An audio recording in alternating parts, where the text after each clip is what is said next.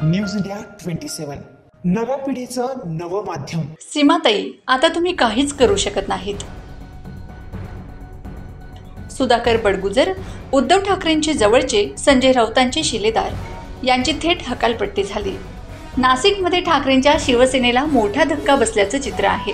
बडगुजरांना काही फरक पडला ना उद्धव ठाकरेंच्या सेनेला, कारण जे घडायचं होतं ते आधीच ठरलेलं होतं। म्हटलं तर आज बडगुजर हक्कालपट्टी झालेला नेता आहेत, पण उद्या ते थेट भाजपात ग्रँड एंट्री घेणार हे जवळपास ठरलेलं आहे। नाशिकचं राजकारण ते आपल्या मुठीत घेतील हेही आता स्पष्ट दिसतंय। भाजपमध्ये एक अलिखित नियम आहे, बाहेरून येणाऱ्यांचा भूतकाळ विचारायचा नाही।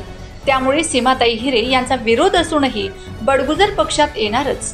तीच गत देवयानी फरांदे यांची। उद्या वसंत गीते भाजपात आले तरी त्यांचं काही चालणार नाही।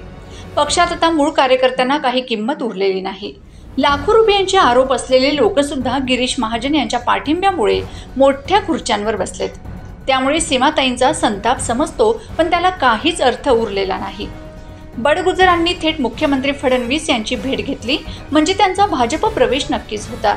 शिवसेनेने हकालपट्टी केली, पण खरं तर त्यांना शांतपणे जाऊ द्यायचं नव्हतं, म्हणून डाग लावला।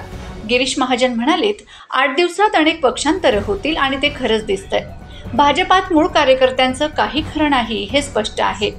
सगळे निर्णय वरून होत आहेत। जिल्हा तालुका काहीही म्हणा, सीमाताई हिरे, देवयानी फरांदे, राहुल ढिकले हे सगळे आमदार असूनही पक्षात कोणाला घ्यायचं काढायचं हे त्यांच्या हातात राहिलेलं नाही।